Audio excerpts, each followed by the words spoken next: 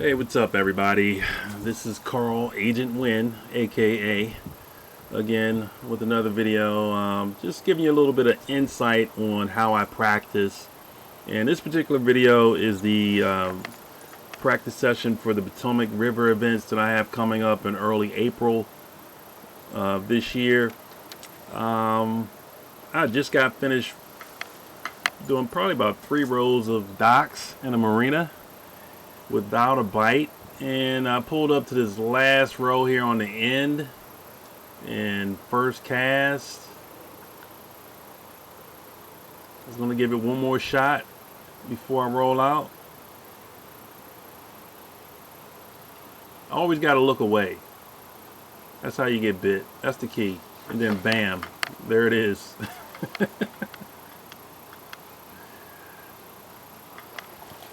Yeah, I just got a hit on the end of this dock. And my whole philosophy when it comes to practice is, if I catch one fish, I'm gone. I don't need to stay there and fish everything and fish every inch of bank or marina. I just need one dumb fish to bite, and I know there's more. So that's sort of my philosophy. I don't like to wear fish out and give them too much to look at. Now, this particular bank right here was kind of dicey. The wind had picked up and the boat traffic had picked up, and I got hung up. And it's always a little dicey when you get hung up on a bank, a wind-blown bank, because all kinds of crap can happen.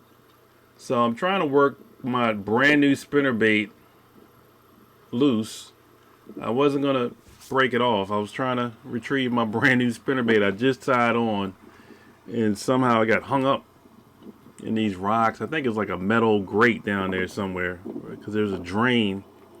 And there's a gentleman you can't see at the top of this hill. There's a walking path, and he's going to tell me, hey, you need to watch out for those boat wakes that's coming your way. And I wasn't paying attention. See that boat that just ran in the background? Those are the worst type of boats that you can encounter on a kayak. Those deep V-bottom boats, because they create the worst kind of wakes. I mean, big waves. That's the guy telling me look out, and I appreciate that. There are some nice people in this world. You can see the bass boat. He got swamped a little bit. He had to slow down because of the wake. Yeah, those V-bottom boats are no joke. They are no joke, especially on the upper bay, where you can run into like rows of them running down the channel, and you're just getting hit non-stop with rollers like this and worse. The best thing to do is to point the nose of your kayak into the wave. Let it take the brunt of it. It's designed to do that. Never take those rollers on the side, because they'll roll you right over into the water, especially if you're not paying attention.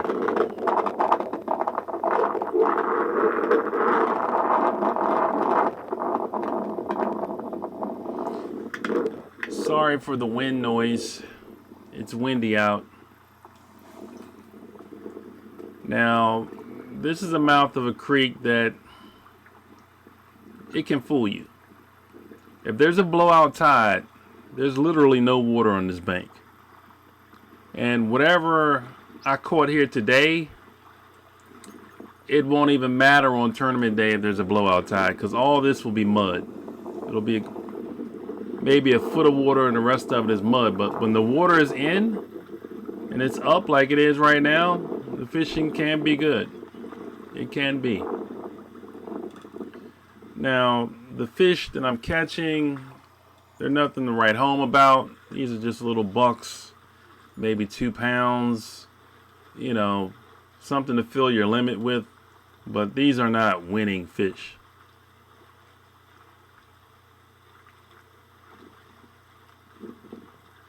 So again, usually when I catch a fish off a bank,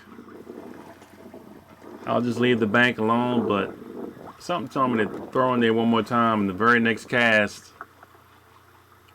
or the one after this one, I think I caught another fish. Yeah, the very next cast I caught another fish. Here it is. So yeah, right there I'm going to stop.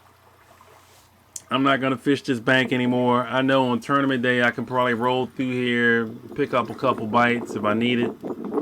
And that's really all I'm looking for. I'm not really looking to fish every rock or lay down or anything like that. I just want to know if there's any fish over here and what are they biting.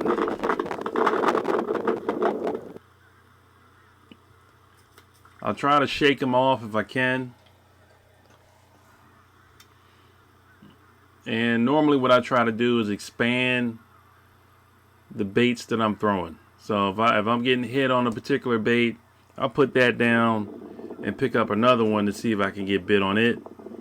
And that's what I'm doing right here. I picked up a rattle trap out on a little flat. Now, again, this area is very deceiving because when there is a blowout tide, the water here gets very shallow to the point where I can't even use my trolling motor. So these fish that I'm catching today, they might not even be here on tournament day, because in March and April it's notorious for getting blowout tides, and this area right here is susceptible to it.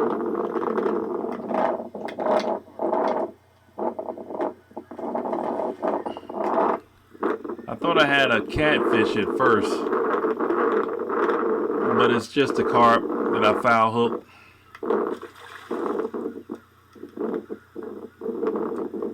And I was just trying to get my lure back. I was trying to figure out how to do it. This fish was so big.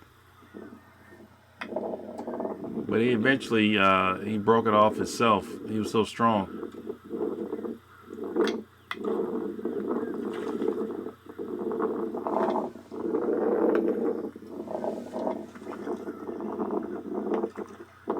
But when they're foul hooked like that,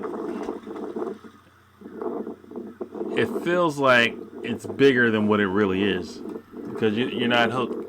You're not hooked in the mouth, so you're feeling just a different sensation on the rod altogether. You know, it kind of fools you.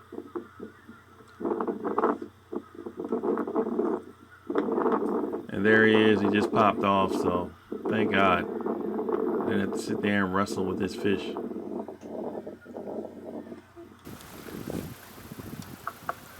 So at this point, I'm pretty much wrapping up my day. I think I found some areas where I can catch some fish. Yeah, nothing to write home about, but at least I can catch some fish. Are they winning fish? Probably not. But this is another area where, you know, I thought there might be some bass in here, and I was right.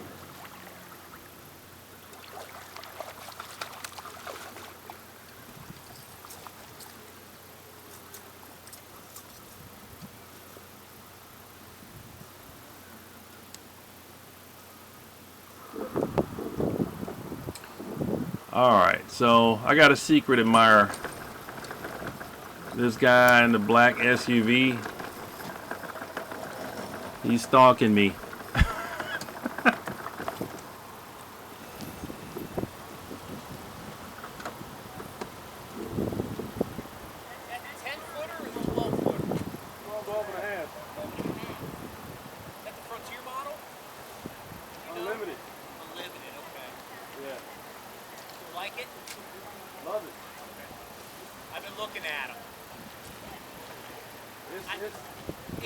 It's an investment.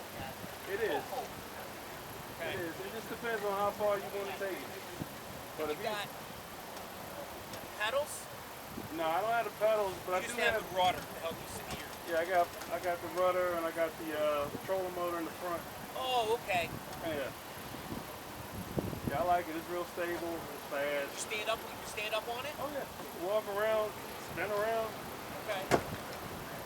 I mean, obviously, if the water's super rough and you're standing on it, maybe some issues. But overall, standing up is pretty stable. Nah, I was out Belmont Bay, deep hole point. Yeah. Not a problem.